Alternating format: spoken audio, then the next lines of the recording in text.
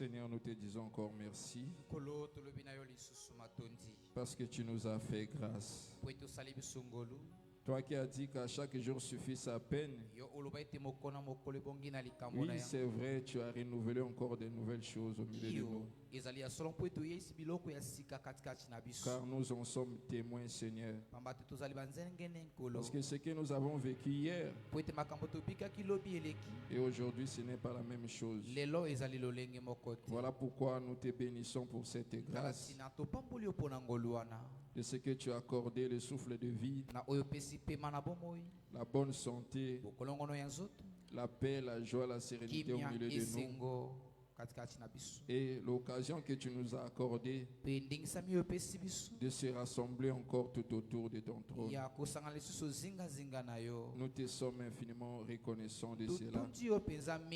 Et notre plus grand souhait est que ce moment soit bénéfique pour chacun de nous.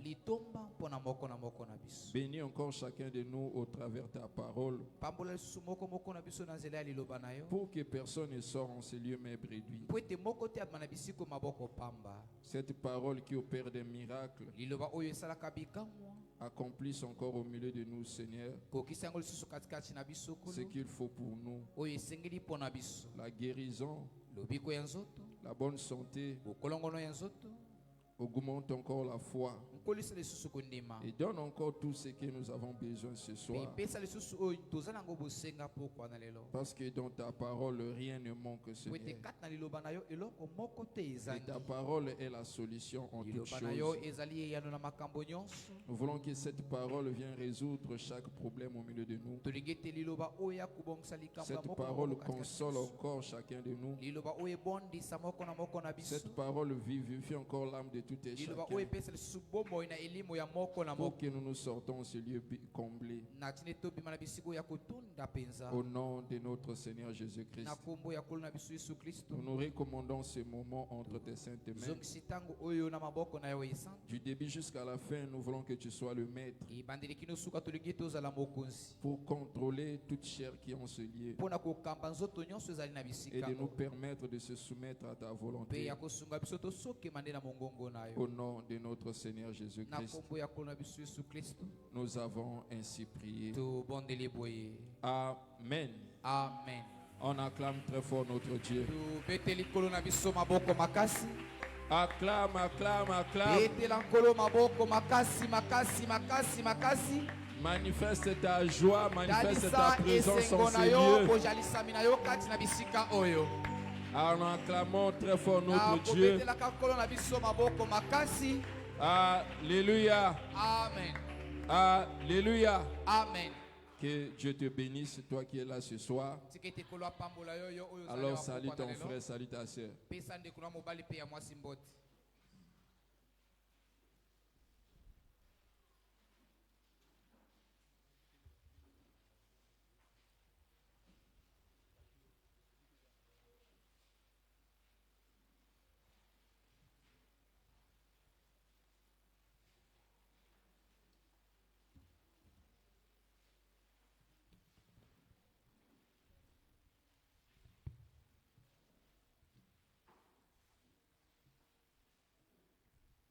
Shalom, shalom. Shalom. Que la paix du Seigneur soit ton partage. Alors prenons nos Bibles.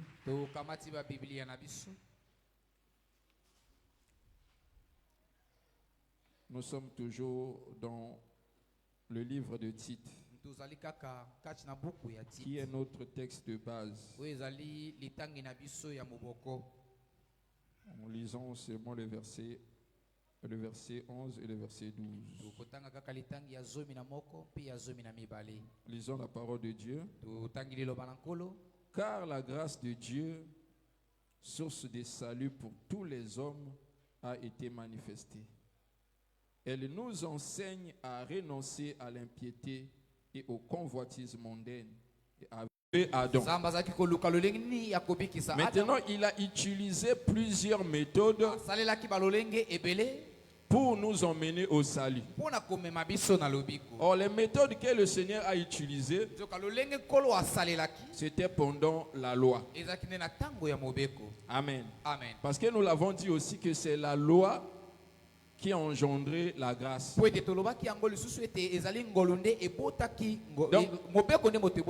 Donc si la grâce est comme une réponse, donc la loi, c'est comme la résolution de l'équation.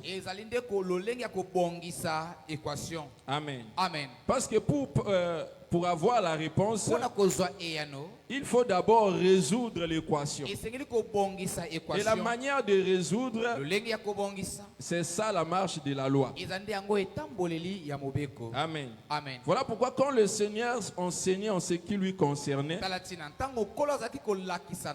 lui qui est la grâce, pendant le chemin avec les deux disciples au chemin de Maïs, la Bible dit que le Seigneur leur a commencé à enseigner en ce qui lui concernait. Il a commencé par la loi, en passant par les prophètes et les psaumes. Amen. Amen. Donc c'est ça la marche qui nous conduit à la grâce. Parce que si tu parles seulement de la grâce sans toucher la loi, c'est comme une personne qui a donné la réponse par tricherie. Amen. Amen. Parce que si on donne un exercice, la personne n'a pas traité l'exercice, c'est juste, du coup on voit seulement la réponse. Même le professeur va s'étonner. Il va te poser même la question pour savoir quelle méthode tu as utilisée pour avoir cette réponse. Amen. Amen. Donc il faut montrer cela, comment tu as marché pour avoir la réponse. Donc quand on parle maintenant de la loi, ce sont des méthodes que Dieu a utilisées pour nous présenter la grâce. Amen. Amen. Voilà pourquoi quand j'ai parlé dernièrement de Ruth et Naomi, j'avais pris encore une autre méthode. Tout cela pour nous faire comprendre comment le Seigneur fonctionne pour nous emmener à la grâce. Amen. Amen. Et nous avons compris que au temps de la loi, le Seigneur avait renfermé tous les hommes dans la désobéissance pour faire miséricorde à tous.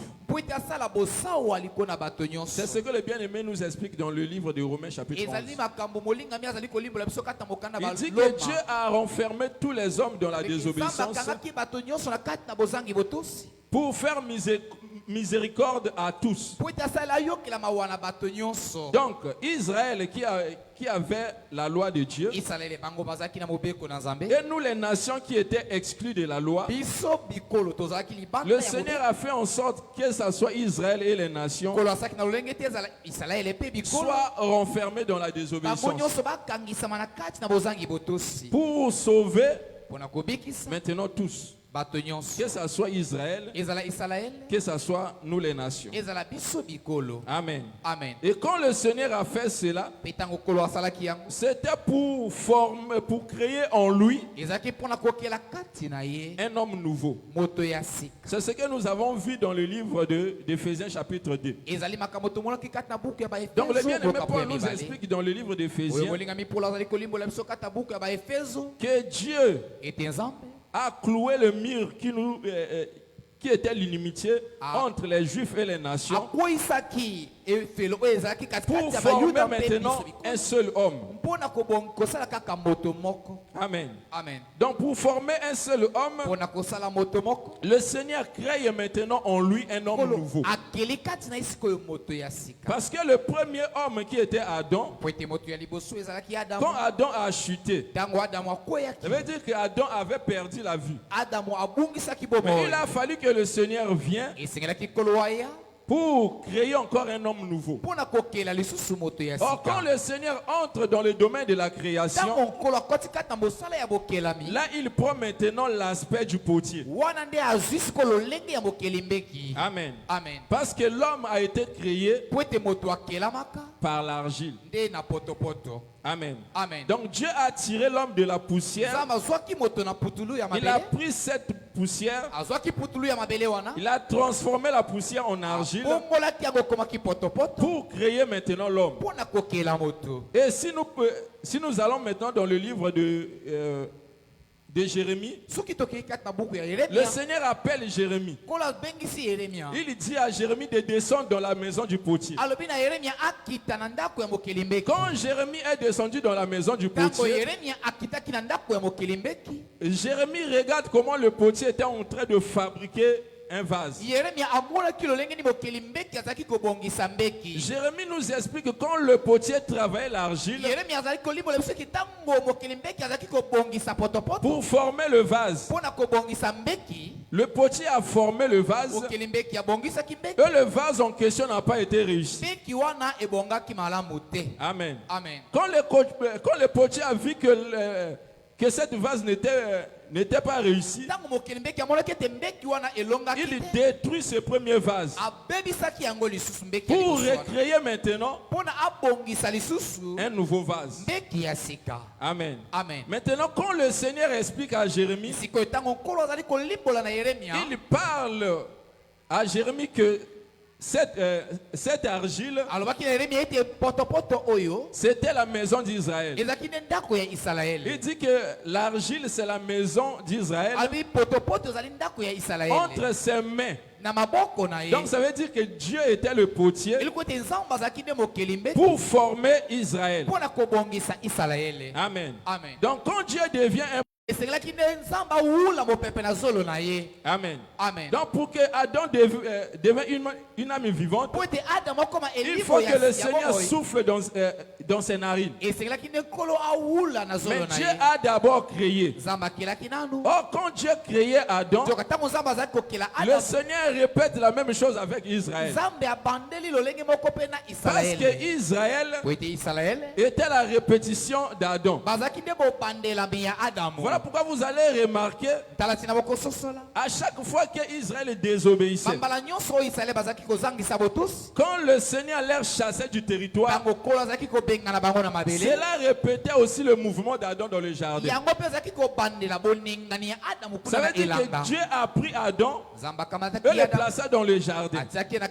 Mais après avoir désobéi, Dieu le chasse du jardin. Donc de la même chose avec Israël. Donc pendant les moments que Israël partait à la déportation, c'était le moment où Dieu chassait Adam du jardin. Amen. Amen. Mais le Seigneur avait fait en sorte que la vie d'Israël soit liée au temple. Or la construction du temple était aussi l'image de la création d'Adam. Donc quand on construisait le temple, là le Seigneur créait Adam. Maintenant pour qu'Adam devienne une âme vivante, il a fallu que Salomon parle maintenant. La prière de Salomon dans le temple, c'était maintenant le soufflement de Dieu dans les narines d'Adam. Parce que quand Salomon a prié, la Bible dit que la gloire de Dieu a rempli maintenant le temple. Donc la nuée a rempli le temple. Or, quand la nuée a rempli le temple, c'est ça l'esprit de Dieu qui entre maintenant dans Adam. Pour que Adam devienne une âme vivante. Or, quand la gloire de Dieu a rempli le temple, Salomon avait compris que maintenant Dieu est venu dans son habitation. Parce que la nuée représente le Saint-Esprit. Amen. Amen. Donc quand la nuée a rempli le temple, c'était ça le baptême du Saint-Esprit. 1 Corinthiens chapitre 10, le verset 1er.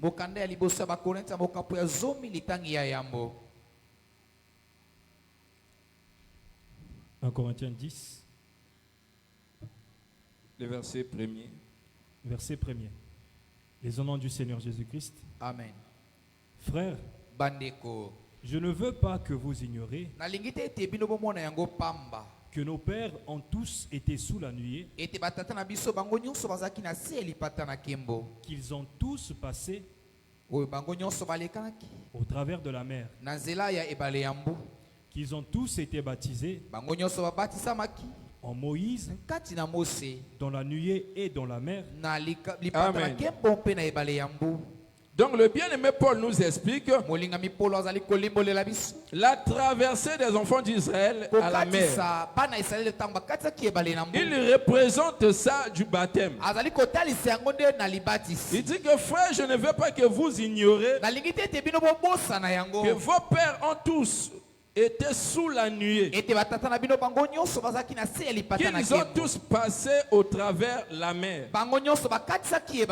Qu'ils ont tous été baptisés en Moïse. Dans la nuée et dans la mer. Donc par cette écriture, nous comprenons que le baptême du Saint-Esprit, c'est ça la nuée. Amen. Amen. Donc, quand la nuée avait rempli le temple, c'est ça l'Esprit de Dieu qui était entré dans l'homme. Amen. Amen. Mais quand Adam a péché, Dieu lui avait déjà dit que le jour où tu en mangeras, tu mourras. Or, quand Adam avait péché, Dieu retire maintenant son esprit dans l'homme. Or, le Seigneur avait répété cela aussi avec son temple. Donc, avant de chasser Israël de son territoire pour aller à la captivité, la gloire quittait le temple. Voilà pourquoi il montre cela avec, chez le prophète Ézéchiel. Avant la déportation, la nuée a quitté le temple pour aller sur la montagne. Donc là maintenant le Seigneur abandonne l'homme à cause du péché. Amen. Amen. Et après leur déportation, on voyait aussi la destruction du temple. Donc la nuée quitte premièrement le temple. Là maintenant Adam meurt en esprit. Et quand on détruit maintenant le temple, c'est maintenant la mort dans la chair. Amen. Amen. Mais comme le Seigneur avait voulu de créer un homme nouveau, il vient. Il regarde le temple de Salomon. Il dit aux enfants d'Israël, détruisez ce temple et je la rebâtirai en 3 jours. Amen. Amen. Et la Bible explique que quand le Seigneur parlait de cela, il parlait du temple de son corps. Donc ça veut dire que le Seigneur est venu avec le corps qui était semblable au corps d'Adam pour mettre fin au péché afin de recréer encore l'homme. Amen. Amen. Parce que quand le potier créait le vase, le premier vase n'a pas réussi. Donc c'est ça le premier homme, Adam. Amen. Amen. Donc Dieu a créé Adam et Adam est tombé dans le péché. Quand Adam est tombé dans le péché, Dieu a pris maintenant la résolution de créer maintenant un nouveau homme. Or ce nouveau homme, la Bible l'appelle aussi Adam. Le second et le dernier. Amen. Amen. Donc c'est ça le Seigneur Jésus-Christ. Allons dans 1 Corinthiens chapitre 15. Le verset 45.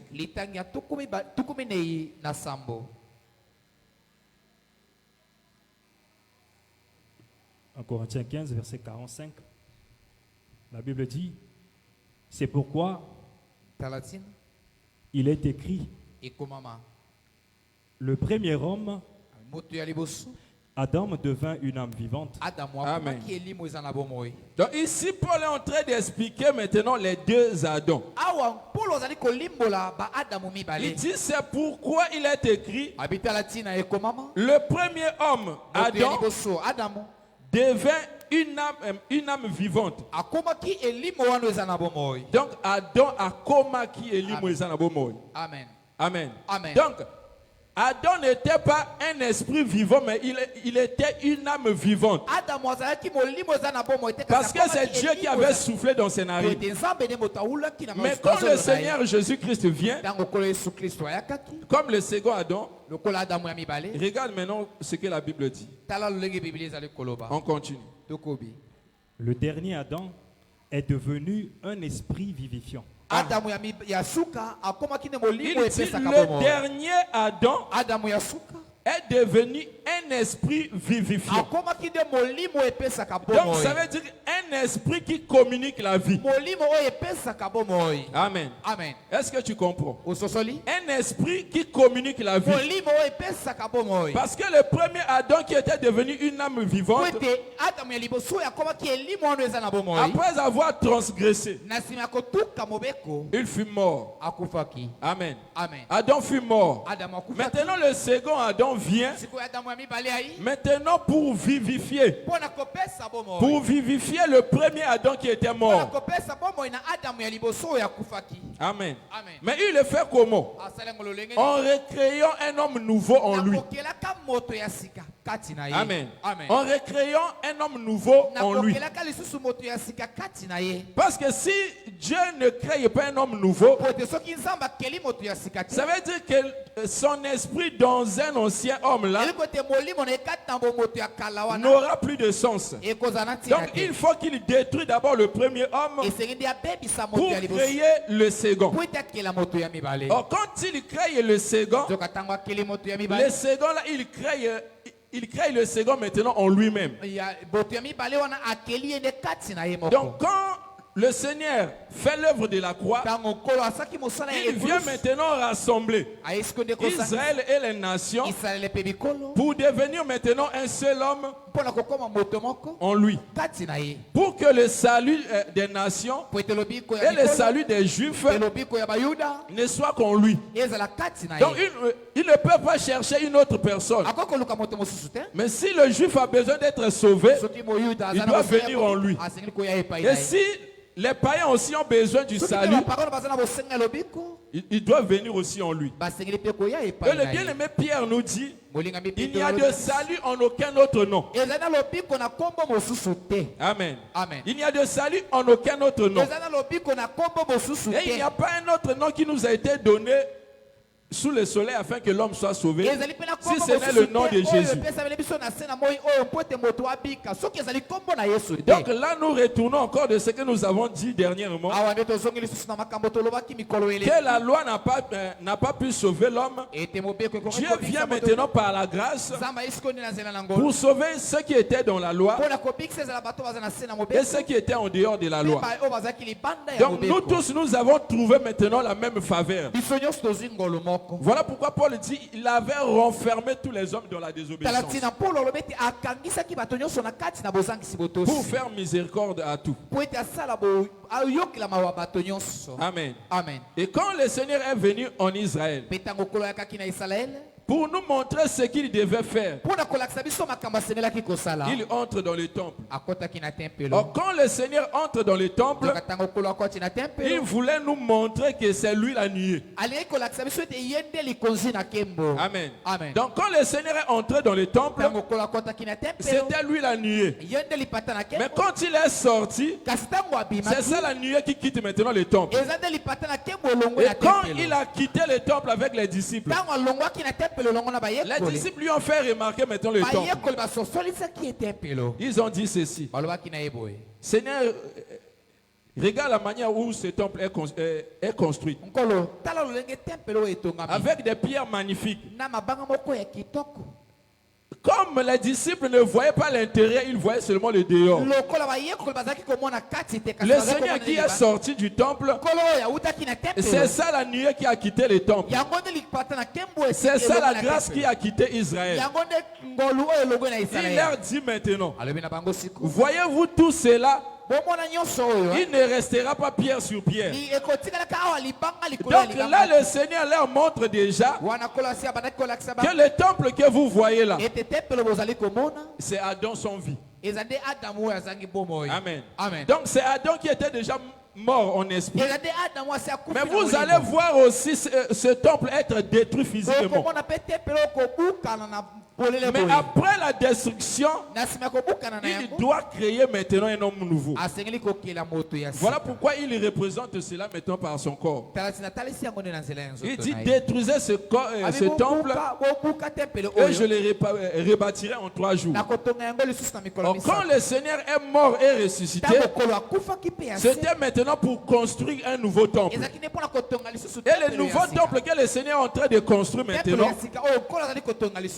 c'est maintenant toi et moi. Amen. Parce que ceux qui ont cru au Seigneur aujourd'hui font partie de ce temple qu'il construit aujourd'hui. Voilà pourquoi il promet aux disciples que c'est sur cette pierre que je bâtirai. Amen. Donc il est venu détruire le temple qui était physique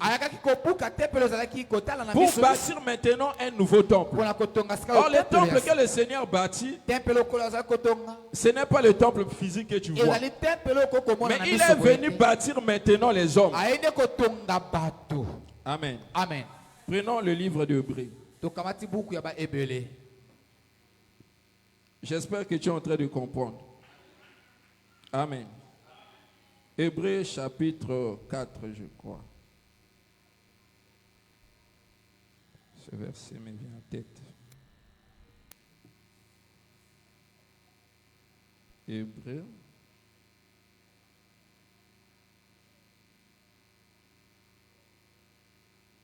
Non, Hébreux chapitre 3. Commençons à partir du verset 4. Hébreux 3, verset 4. Chaque maison est construite par quelqu'un, mais celui qui a construit toutes choses, c'est Dieu. Amen. Donc Dieu voulait nous expliquer maintenant. Il dit que chaque maison est construite par quelqu'un. Amen. Ça veut dire par un homme. Amen. Mais il dit, mais toutes choses, c'est Dieu. Amen. Il dit, toutes choses, c'est Dieu qui construit. Le verset 5. Verset 5. Pour Moïse, il a été fidèle dans toute la maison de Dieu comme serviteur pour rendre témoignage de ce qui devait être annoncé. Il dit que pour Moïse, il était fidèle dans toute la maison de Dieu comme serviteur. Il dit pour rendre témoignage de ce qui devait être annoncé. Donc la fidélité de Moïse dans la maison de Dieu, il lui rendait témoignage des choses à venir. Voilà pourquoi Paul nous explique en ce qui concerne la loi. Il dit que la loi, c'est l'ombre des choses à venir. Donc ce que Moïse faisait dans la maison de Dieu là, il était en train de rendre témoignage de ce que Dieu devait faire. Donc au futur. Amen. Le verset 6. Mais Christ l'est comme fils sur sa maison. Et sa maison, c'est nous. Il dit, mais Christ l'est comme fils sur sa maison. Et Paul nous explique cette maison. Il dit que cette maison, c'est nous. Donc toi aujourd'hui, tu as une maison de Dieu. Donc si autrefois Dieu avait représenté le temple physique, aujourd'hui Dieu n'a pas besoin du temple physique. Mais Dieu a maintenant besoin du temple qui est l'homme. Voilà pourquoi Paul dit que Christ est fidèle maintenant. Amen. Amen. Il est fidèle comme fils. Dans la maison de Dieu, il explique que cette maison c'est nous. Amen. Amen. Donc Jésus est venu construire. Amen. Amen. Une nouvelle maison pour Dieu. Et cette maison c'est toi. Or cette maison, Jésus est en train de construire en utilisant les hommes. Amen. Amen. Il est en train d'utiliser les hommes aujourd'hui. Et Paul dit que vous êtes la maison de Dieu. Amen. Amen. Vous êtes la maison de Dieu. Donc la maison de Dieu aujourd'hui, c'est toi et moi. Et il dit encore dans le livre de Corinthiens, ne savez-vous pas que vous êtes le temple de Dieu? Vous êtes le temple du Saint-Esprit. Et que l'Esprit de Dieu habite en vous. Amen. Amen. Donc là, il y a le temple personnel. Il y a aussi le temple que Dieu représente comme une communauté. Amen. Amen. Donc Dieu parle du temple en deux facettes. Il représente l'homme individuellement comme le temple. Il représente aussi l'ensemble, le peuple qui est racheté aussi. Comme le temple aussi. Amen. Amen. Voilà pourquoi tu vas remarquer la foi se vit en solennité.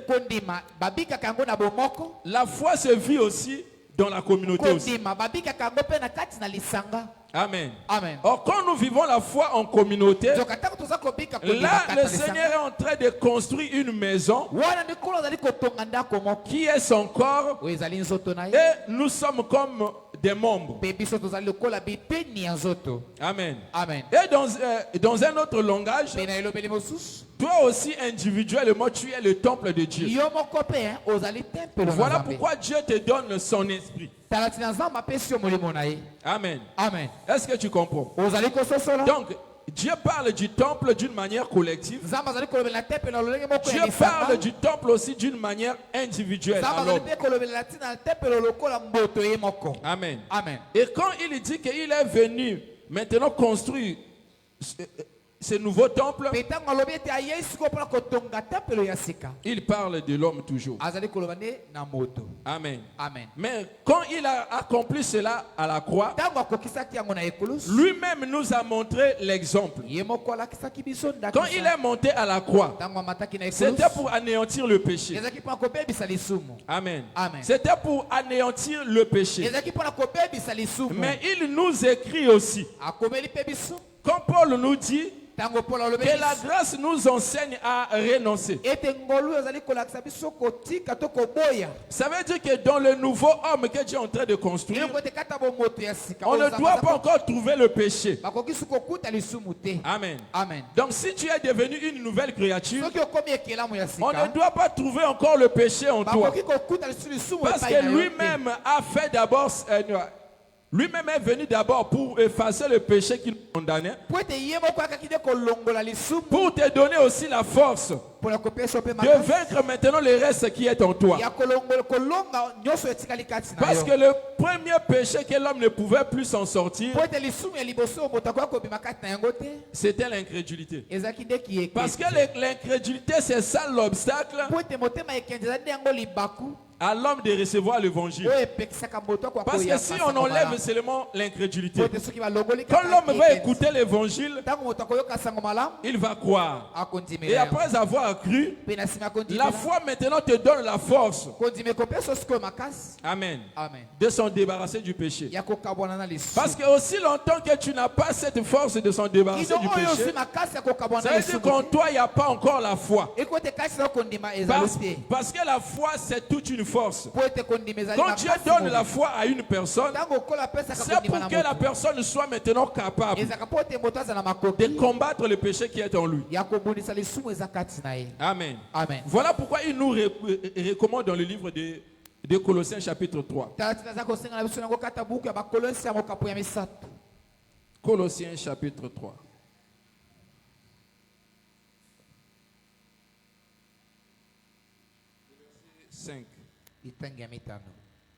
Colossiens chapitre 3, verset 5. Faites donc mourir les membres qui sont sur la terre, l'impudicité, l'impureté, les passions, les mauvais désirs et la cupidité, qui est une idolâtrie. Amen. Donc Dieu nous recommande, il dit faites mourir les membres qui sont sur la terre. Amen. Donc il nous demande de faire mourir les membres qui sont sur la terre. Donc en réalité le Seigneur te demande de tuer ta vieille nature. Amen. De s'en débarrasser de la chair. Parce que la chair a ses œuvres qui sont contraires à celles d'esprit. Amen. Mais pour arriver au niveau de satisfaire l'esprit, ou encore de marcher selon l'esprit, il faut premièrement passer dans cet acte. Voilà pourquoi Paul dit, la grâce nous enseigne à renoncer. Donc en d'autres termes, à faire mourir les membres qui sont sur la terre. Et lui-même donne les détails. Amen. Des membres qui sont sur la terre, il dit l'impudicité, l'impureté, les passions, les mauvais désirs, la cupidité, qui est une idolâtrie. Donc ça veut dire quand l'homme vit dans ces choses-là, l'homme est encore éloigné de Dieu. L'homme est encore un idolâtre. Amen. Or la grâce est venue pour nous racheter de l'idolâtrie, pour nous emmener vers Dieu. Or pour que Dieu nous agrée, il faut que tu t'en débarrasses de ces choses-là. Amen. Il faut que tu t'en débarrasses de ces choses. Donc c'est renoncer, c'est s'en débarrasser des choses que le bien-aimé Paul vient de citer là. Et si nous retournons dans le livre de Tite, il dit afin d'attendre la bienheureuse espérance. Parce que quand le Seigneur est venu nous sauver, il nous a pris là où nous étions. Il nous a donné auprès de ses serviteurs, pour que ses serviteurs prennent soin de nous. Il est parti d'abord en voyage, mais il nous a promis de retourner. Or le temps que le Seigneur nous a donné d'attendre son retour, c'est le temps de la préparation. C'est le temps de s'en débarrasser de toute suie. Amen. Voilà pourquoi quand le Seigneur donne une parabole, dans Luc chapitre 10, quand il parle du Samaritain, Amen. Avec ce voyageur. Non, le voyageur c'est le Samaritain. Amen. Et l'homme qui était frappé par les brigands. Amen. Il dit que le sacrificateur est passé par ce chemin-là. Il est passé outre. Le Lévite est venu aussi par ce chemin-là. Il est passé outre. Mais il y avait un Samaritain qui voyageait. Il a vu cet homme qui était dans un état critique. Il est descendu Et quand il est descendu, il avait étendu sa main pour récupérer l'homme qui était frappé par les brigands. Amen. Amen. Quand il a pris cet homme, il a pris seulement les premiers soins. Amen. Amen. Il a versé de l'huile. Il a versé aussi du vin. Et il a bandé maintenant les plaies de cet homme. Donc c'est ça les premiers soins que le Seigneur est venu faire. Sur la croix, quand le Seigneur a dit tout est accompli, le prophète Esaïe nous explique que c'est par ces meurtrissures que nous avions été guéris. Donc quand il a abondé la personne, il a pris les premiers soins. Mais il ne s'est pas limité là. Il prend l'homme en question, il l'emmène chez un hôtelier et il le laisse là. Amen. Amen. Or, quand il a laissé l'homme en question chez l'hôtelier, c'était pour que l'hôtelier finisse le travail que le Seigneur avait commencé. Amen. Amen. Donc le Seigneur a pris des premiers soins. C'est ça la grâce qui visite l'homme. Il nous a rachetés de la même manière de vivre. Comme le bien-aimé Paul Pierre explique. Il dit que Dieu nous a rachetés par son sang, par notre vaine manière de vivre. Amen. Amen. Après avoir nous rachetés, amen. Amen. Le travail doit continuer. Or, il devait d'abord voyager. Parce qu'il avait dit que je m'en vais vous préparer une place. Quand il est parti, il laisse maintenant l'homme chez l'hôtelier. Maintenant l'hôtelier doit maintenant prendre soin de l'homme jusqu'à son rétablissement total. Amen. Amen. Or, le temps où l'hôtelier est en train de prendre soin de l'homme jusqu'à son rétablissement total, c'est ça le temps où le Seigneur a donné la responsabilité au ministre de nous perfectionner. Amen. Amen. De nous perfectionner. Parce que le rôle du ministère, c'est ça. Quand le bien-aimé Paul explique dans le livre d'Éphésiens, il dit que Dieu a donné les uns comme apôtres, comme pasteurs, comme prophètes, comme évangélistes, docteurs. Il dit pour le perfectionnement des saints. Amen. Amen. Il dit pour le perfectionnement des saints. Donc pour que tu arrives à la perfection, il faut que le ministère accomplisse le travail en toi. Donc si tu abandonnes le ministère pour chercher à accomplir la perfection de toi-même, tu ne pourras pas. Tu ne pourras pas de toi-même parce que ce n'est pas ta propre responsabilité. C'est la responsabilité que Dieu a confiée à ses serviteurs pour t'emmener à la perfection. Amen. Amen. Pour t'emmener à la perfection, pour que quand le Seigneur reviendra, il te trouve dans l'état parfait. Amen. Amen. Il te trouve dans l'état parfait. Parce que si tu n'arrives pas dans cet état-là, quand le Seigneur reviendra, ça veut dire que tu ne prendras pas part à l'enlèvement. Amen. Amen. Parce que l'enlèvement, c'est l'apanage des gens qui sont perfectionnés. Amen. Amen. Le Seigneur donne encore un autre exemple en ce qui concerne le mariage. Dans Éphésiens chapitre 5, il demande au mari d'aimer sa femme comme Christ a aimé son église. Il dit qu'il s'est livré lui-même. Amen. Amen. Il commence par là. Il dit que Christ est livré lui-même. Or, quand Christ est livré lui-même, c'est ça la grâce qui nous a été donnée. Amen. Amen. C'est ça la grâce qui nous a été donnée. Donc Christ s'est livré lui-même. Mais après avoir se livré, il doit maintenant perfectionner aussi cette femme. Donc il avait donné un sacrifice pour elle.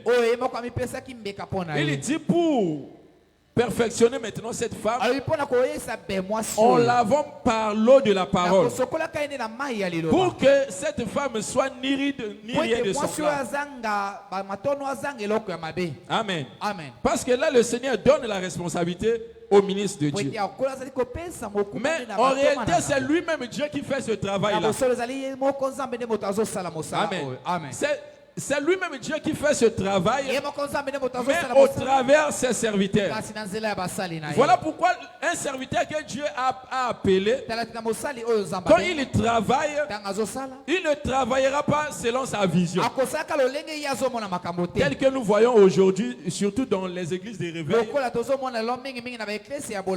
Chaque pasteur, quand il bâtit un bâtiment, il se proclame visionnaire. Amen. Or, quand il se proclame visionnaire, ça veut dire que tout ce qui se passera dans son ensemble, celui qui a le dernier mot, c'est lui. Amen. Même si cela ne se cadre pas avec la parole de Dieu, quand il dit seulement, tout le monde doit dire Amen. Or, dans l'église de Dieu, le visionnaire, ce n'est pas un homme, mais le visionnaire, c'est le Seigneur Jésus-Christ. Parce que la maison de Dieu, c'est ça son épouse. Amen. Voilà pourquoi c'est lui-même qui avait dit je bâtirai. Il dit je bâtirai mon église. Il n'a pas dit que je bâtirai l'église de un tel, mais il dit je bâtirai mon église. Voilà pourquoi nous disons toujours l'église, c'est l'église de Dieu. L'église, c'est l'église de Jésus. Parce que c'est lui qui est l'auteur. Amen. Qu'il a dit que je bâtirai mon église. Mais sa manière de bâtir, il le fait au travers les hommes, dont lui-même a choisi. Et quand les ministres bâtissent aussi cette maison, ils ne bâtissent pas selon leur raisonnement, ils ne bâtissent pas selon leur pensée, mais lui-même le Seigneur a prescrit. Amen. Lui-même le Seigneur a prescrit comment bâtir cette maison. Voilà pourquoi dernièrement nous avions parlé de la maquette. Donc le Seigneur lui-même comme le visionnaire, le Seigneur lui-même comme l'architecte, il a présenté la maquette pour que quand les ouvriers vont travailler, ils ne travaillent pas selon leurs pensées, mais ils travaillent selon la maquette. Amen. Donc si le Seigneur avait dit la maison que vous devez construire, c'est une maison de 2 chambres salon, l'ouvrier doit respecter ça. Il ne doit pas dire non, mon chambre salon, il y a mon il faut te bâtir sa 3e chambre. Amen.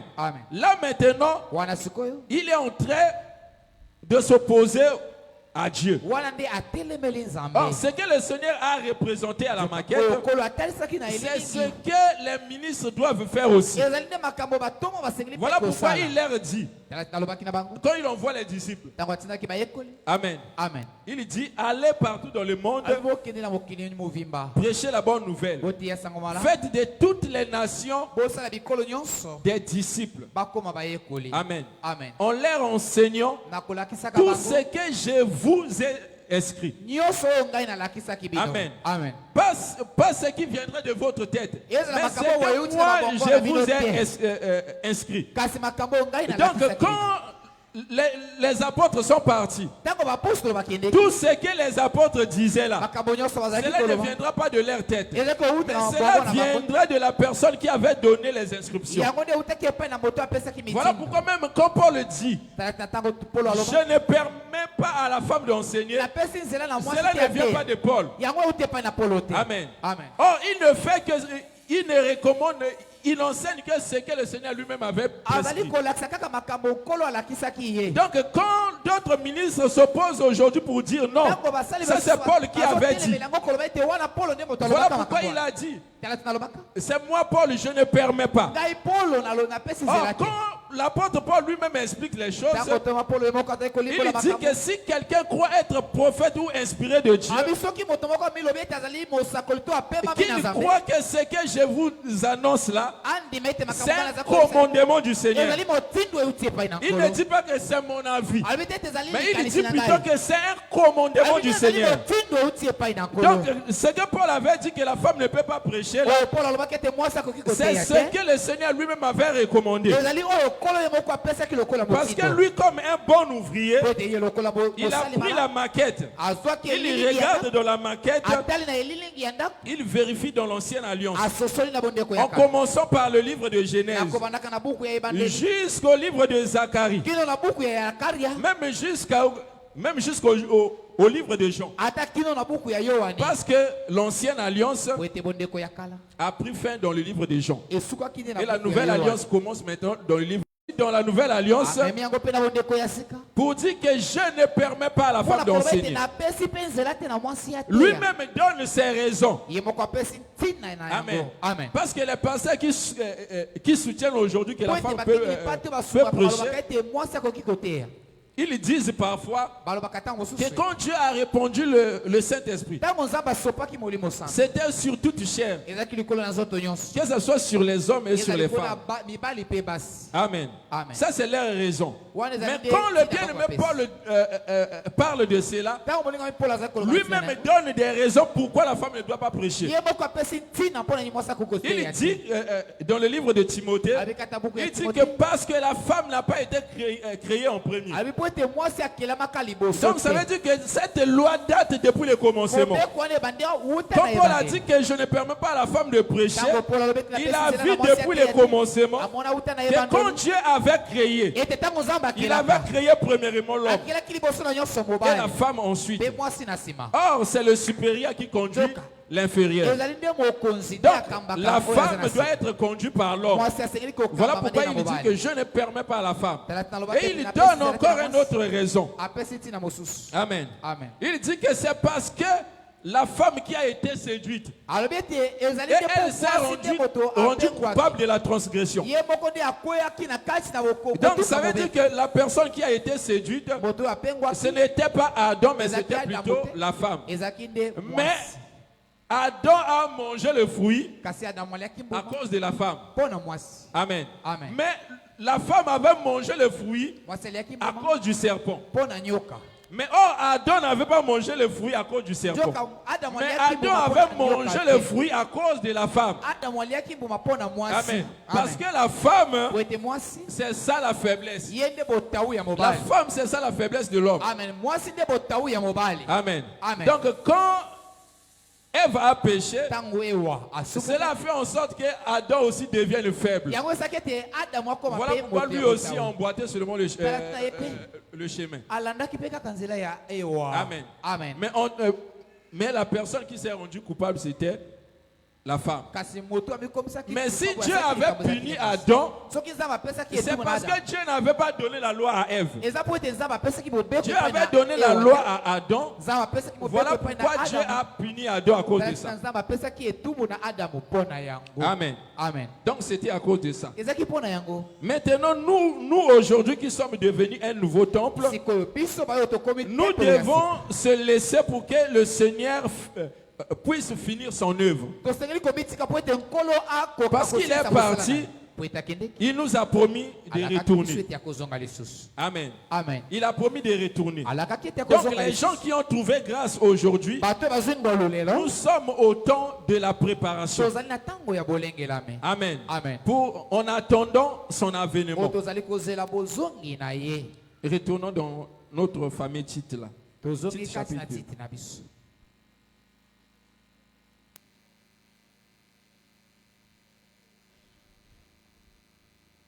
Chapitre 2.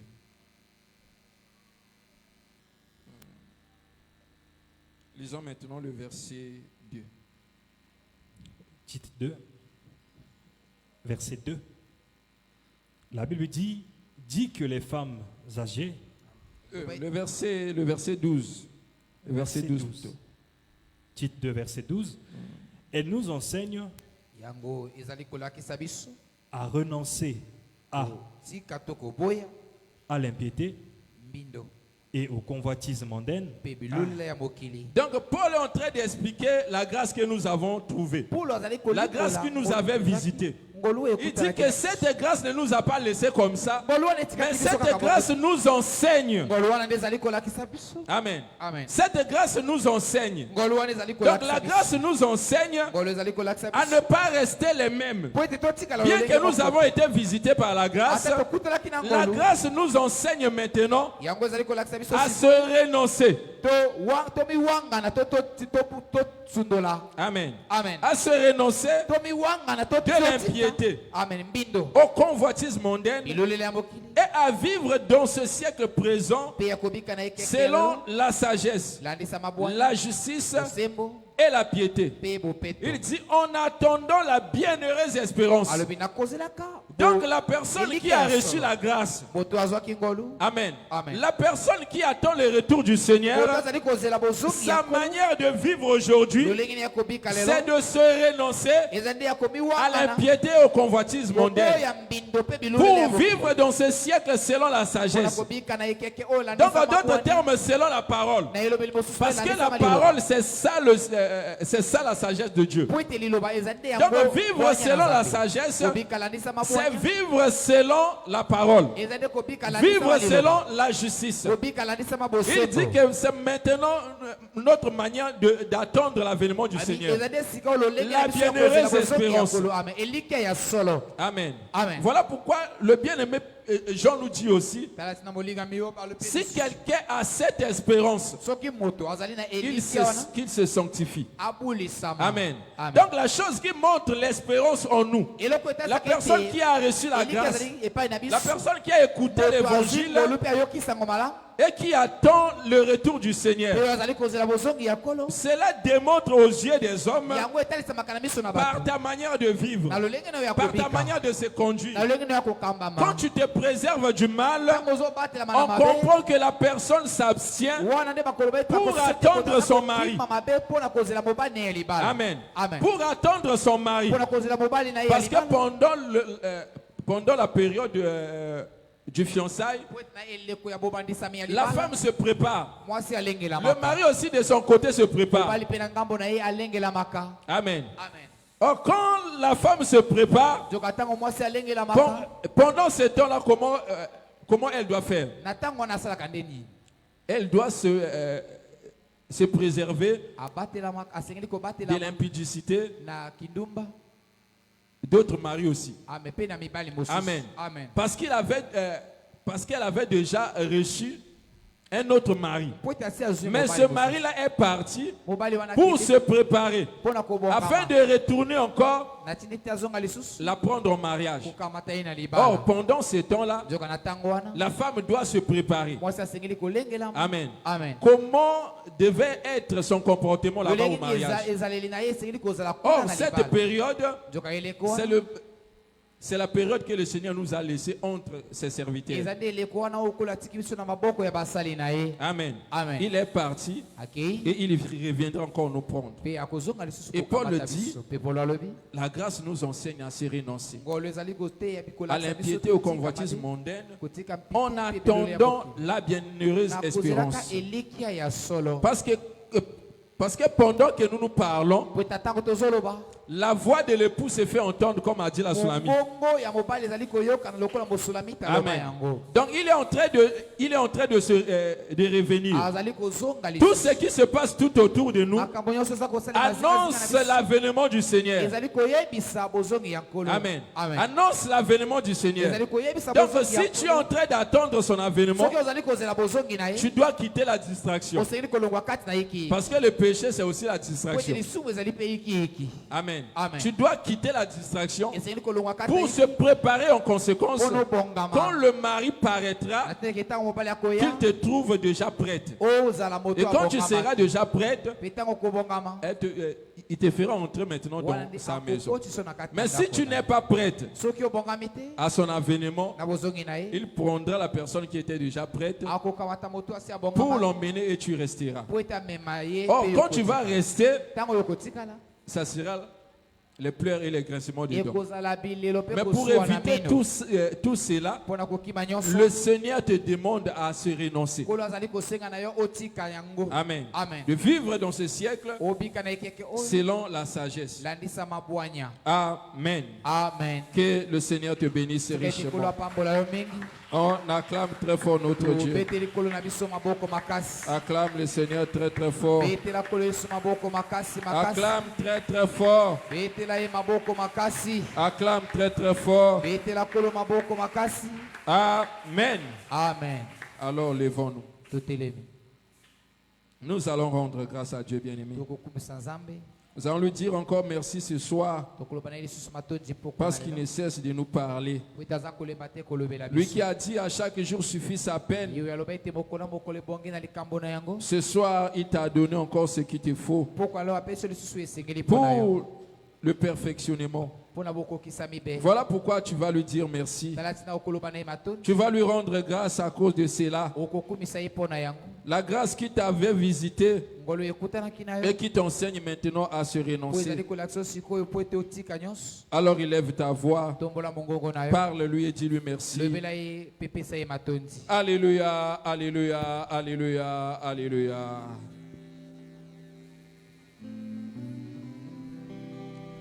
Parle à Dieu. Parle à Dieu, bien-aimé. Car il t'a fait grâce d'être sauvé. Il t'a fait grâce. À cause de cela, bien-aimé, rends-lui grâce.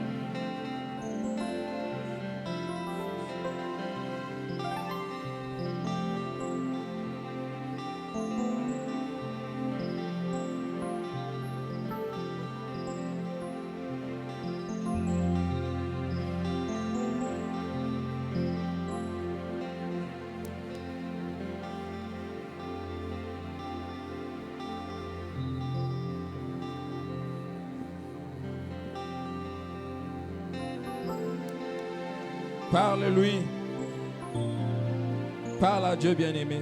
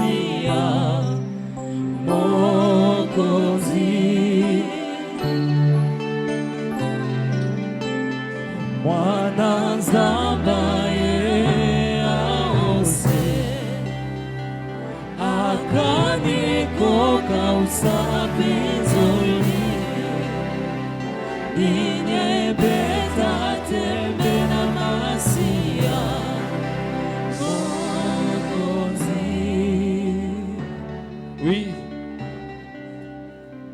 Tu vas élever encore ta voix, bien-aimé, et tu vas prier à Dieu. Je ne sais pas ce qui te dérange ce soir. Je ne connais pas ton problème. Mais toi-même, bien-aimé, tu connais ton problème. Voilà pourquoi je veux que ce soir, tu présentes ton problème à Dieu. Qu'est-ce qui te dérange, bien-aimé? Si c'est ta santé, parle-lui. Si c'est un problème de ton foyer, parle-lui. Si c'est un problème, bien-aimé, qui provient de ton travail, parle-lui. Dans tous les domaines, là où tu es tourmenté, il dit, ne vous inquiétez de rien, mais présente-lui ton problème. Si ce sont des forces maléfiques qui se sont levées, tu vas t'opposer à cela par le pouvoir qui t'a été donné pour chasser cela, pour anéantir cela dans ta vie, que cela se retire loin de toi, mais que le Seigneur étende sa puissante main ce soir pour opérer des miracles dans ta vie, dans tous les domaines, là où tu es tourmenté, bien-aimé. Alors prie à Dieu. Alléluia, alléluia, alléluia, alléluia. Élève ta voix. Élève ta voix là où tu es et prie à Dieu. Prie pour ton problème. Présente cela à Dieu. Lui qui a dit ce qui est impossible aux hommes, cela est possible à Dieu. Présente-lui, bien-aimé, ta situation.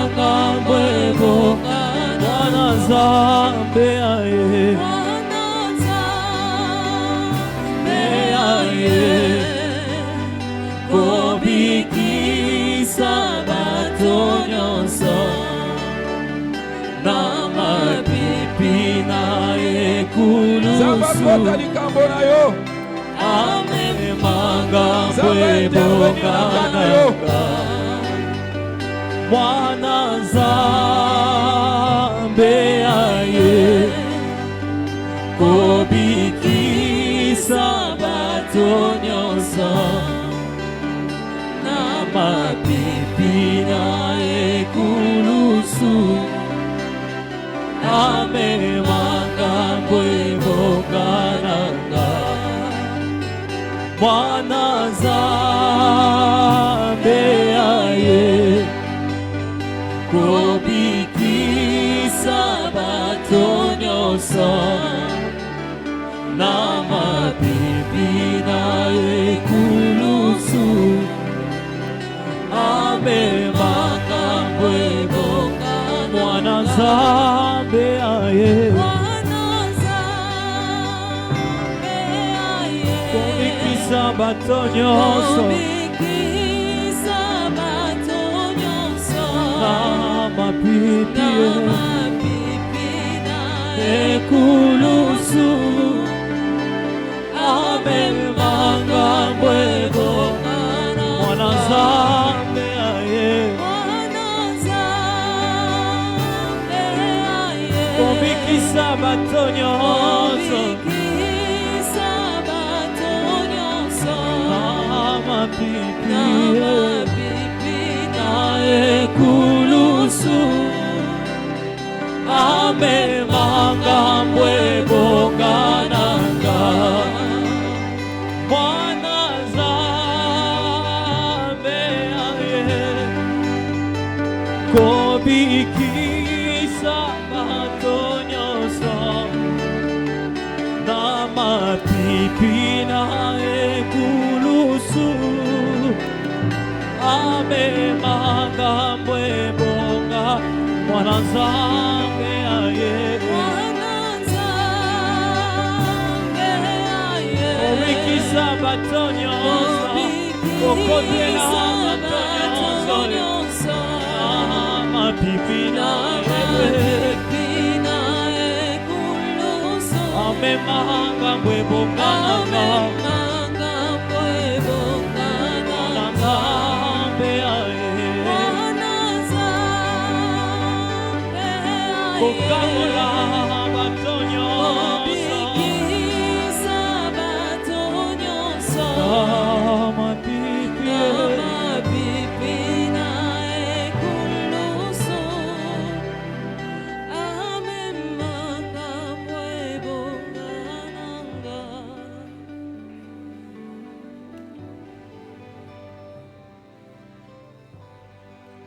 Tika ngolo na Nzambe visite yo échanger likambo wana parce que zana mato ya motote ogangaki Bartime mokolo wana bien magangaki na mato ya batote bien que bato akoka koyoka ye bamoni yango makelele mais ayebaki epai ya nani abandai ko adresser ba doléance na ye amen pe bien mazwaki ye yano sika ete olenge Nzambe asalaki na Bartime mokolo wana poko alelo ezala pe tour na yo amen apesa yo yano na likambo présenté epai na ye ye oyo alobi tout ce que vous demanderez en mon nom en priant croyez que vous l'avez reçu amen alobi croyez que vous l'avez reçu et vous le verrez s'accomplir amen sika ete yano epesa mela yo amen obima na bisika o combler Nzambe wana pa mosapi joli na yo amen na kombo na kolo Yesu Masiya